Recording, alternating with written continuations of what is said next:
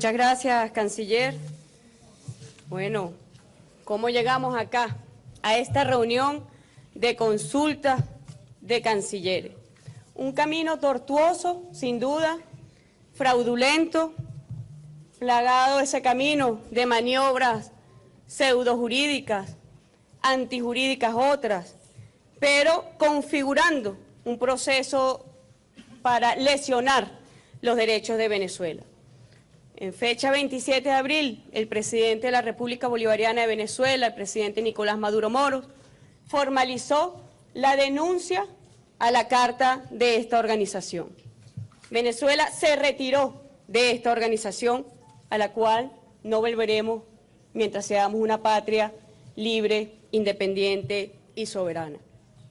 Violaciones desmesuradas vivimos por parte del señor Luis Almagro en lo que lleva de su gestión. Apenas inició a los 15 días una fuerte agresión contra Venezuela, violentando toda la institucionalidad, violentando los principios fundamentales de la Carta de la Organización de los Estados Americanos, violentando los principios fundamentales del derecho internacional.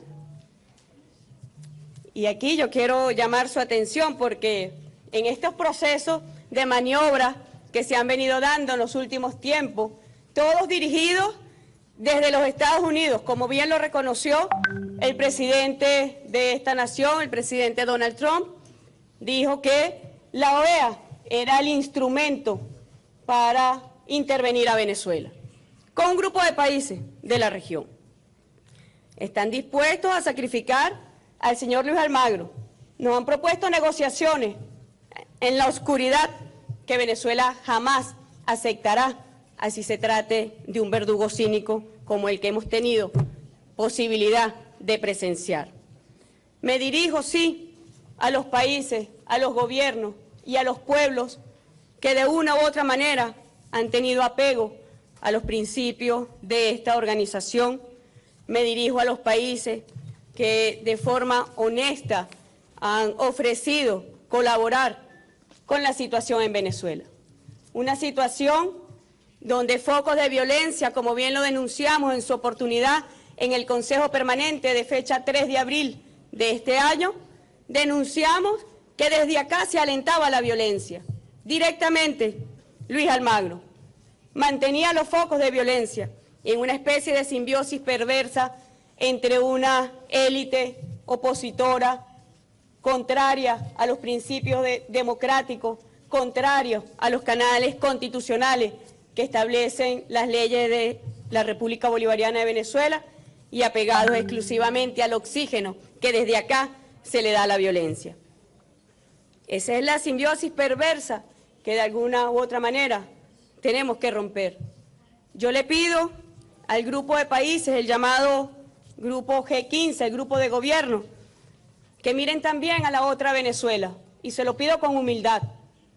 Hay una Venezuela mayoritaria también, que no es opositora, que se despeguen definitivamente de la receta del liderazgo opositor, irresponsable y violento que tiene a Venezuela en angustia. Yo le pido con humildad al grupo de países que pretenden la intervención de Venezuela, que piensen también no solamente en los que protestan violentamente, sino también en la Venezuela que quiere trabajar y en la Venezuela que quiere superarse. Y a esos jóvenes que participan en la violencia son también víctimas de esa dirigencia irresponsable, de esa dirigencia apátrida, de esa dirigencia antidemocrática y contraria al orden constitucional en Venezuela. El presidente de la República ha llamado a formas para distender la situación interna en Venezuela, conforme a nuestra Constitución. Uno de ellos, el diálogo, que ha sido obstaculizado, como bien lo denunciamos también cuando formamos parte de esta organización, de cómo se hacían llamados para que la oposición no se sentara a dialogar. Responsable Luis Almagro. Y frente a ese obstáculo en el diálogo, el presidente Maduro, haciendo uso de sus facultades contempladas expresamente en la Constitución de la República Bolivariana de Venezuela, convocó una Asamblea Nacional Constituyente, con todas las garantías y derechos, protección de los derechos electorales consagrados en nuestras leyes, para que mediante una elección universal, directa y secreta se elijan los constituyentes que van a llevar propuestas en el área de la juventud, en el área de los derechos de la naturaleza, en el área de la impunidad. Hay un déficit de justicia en Venezuela que esperamos superar con esta constituyente. Una constituyente herencia del legado del comandante Hugo Chávez, que lo permitió así en la Constitución de 1999. Pero una constituyente también llamada a superar el modelo rentista petrolero. Y una constituyente no es más que un diálogo masivo entre todos los venezolanos y las venezolanas para resolver nuestros problemas. No necesitamos ningún tipo de intervención, no necesitamos ningún tipo de tutelaje para que los venezolanos y las venezolanas podamos resolver nuestros problemas. Quizá un aporte constructivo sea respaldar el diálogo, y nos toma por sorpresa que uno de los mecanismos que existe hoy en Venezuela para superar los focos de violencia, entonces se le quiera suprimir o se le quiera desde este foro convocar a suprimir. Eso no va a ocurrir, porque Venezuela es independiente, Venezuela es soberana y las decisiones asumidas por sus poderes públicos se ejecutan sin ningún tipo de mandato foráneo, sin ningún tipo de instrucción imperial. Esta constituyente como diálogo masivo es la solución, es la única solución. Yo quiero que lo entiendan, que tenemos los venezolanos y las venezolanas hoy para superar la actual coyuntura. Muchos han hablado, algunos acá, de que en Venezuela hay una crisis humanitaria.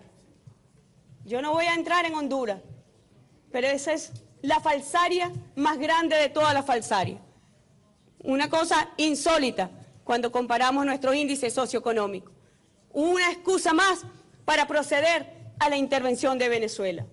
Yo quiero que ustedes sepan, porque soy presidenta de la Comisión de la Verdad en Venezuela, que hemos venido adelantando un extraordinario trabajo sobre las víctimas, sobre el proceso de victimización, sobre los victimarios, con recomendaciones muy precisas, y ese informe final será entregada a la próxima Asamblea Nacional Constituyente para que con facultades plenipotenciarias pueda también ayudar a Venezuela a determinar la verdad esencial que requiere un país que hoy, donde hay víctimas de la violencia, puedan reencontrarse con su victimario, pueda darse un proceso de reconciliación nacional y de perdón. Y sorpresivamente, yo he escuchado voces acá que piden que entonces no se dé la Asamblea Nacional Constituyente. Y yo debo llamarlos a la reflexión. Ese es un pedido de la dirigencia opositora que se niega a participar en este proceso. Pero hay opositores inscritos para participar en la Asamblea Nacional Constituyente. Pero es más, resulta de esa Asamblea Nacional Constituyente, la Constitución que de allí resulte, será sometida a un referendo aprobatorio. ¿Qué es lo lógico en cualquier Estado democrático de derecho, de justicia? Lo lógico es que las fuerzas políticas que no están de acuerdo se sumen desde ya a llamar por el no a la aprobación de esa Constitución. Pero la dirigencia opositora en Venezuela no se resiste a los canales democráticos, se resiste a los canales electorales.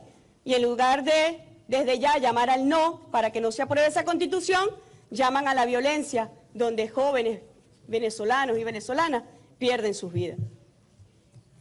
También el poder electoral venezolano, como ya lo había anunciado en octubre del año pasado, pero algunos se hacen los sordos, se hacen los que no ven, ha anunciado la ejecución de un cronograma electoral que está en curso en Venezuela. El 30 de julio, la gran elección para la Asamblea Nacional Constituyente.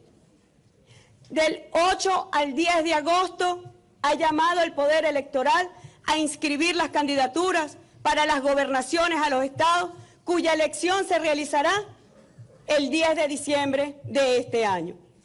Y conforme contempla nuestra Constitución, la elección presidencial se realizará en diciembre de 2018.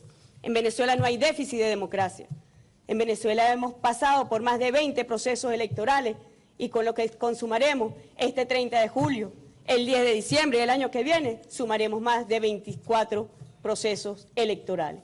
todos ellos dirigidos por un poder electoral autónomo, independiente, transparente, como así ha sido certificado por los organismos especializados y técnicos en materia de procesos electorales. Yo quiero decirles acá, así como llamo al grupo de gobierno que pretenden la intervención y el tutelaje de Venezuela, a que piensen en las consecuencias terribles que la historia ha contado cuando esta organización se ha atrevido a la intervención, al apoyo de golpes de Estado, al apoyo a intervenciones militares. Pero yo les digo también, quiero agradecer a aquellos que de buena fe, de buena voluntad, que fuera de esta organización son bienvenidos en Venezuela, pero que de la OEA, indistintamente, sean las resultas de esta reunión. Nosotros no reconocemos esta reunión, como tampoco reconocemos las resultas que de ella devengan. Quiero entonces retirarme en reconocimiento de que, indistintamente de lo que de aquí salga, Venezuela no lo va a avalar. Cualquiera sean sus resultados, Venezuela no lo va a avalar. Y llamo nuevamente a la sindéresis, llamo nuevamente al respeto de las normas internacionales y llamo nuevamente a que a quienes siguen en esta organización sepan que deben cuidar su institucionalidad si no quieren que en un futuro lo mismo que le aplicaron a Venezuela se lo pretendan aplicar a ellos. Muchas gracias, señor canciller.